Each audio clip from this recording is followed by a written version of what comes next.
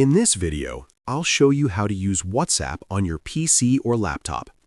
You can either download the desktop app from the Microsoft Store, or you can simply use WhatsApp Web in your browser, which is the easiest option.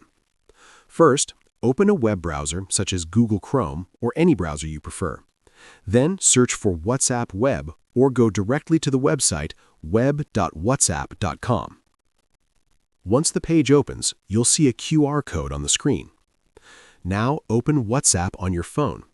On Android, tap the three dots in the top right corner and select Linked Devices. On an iPhone, open Settings and tap Linked Devices. Next, tap Link a Device. Your phone's camera will open. Use it to scan the QR code shown on your computer screen.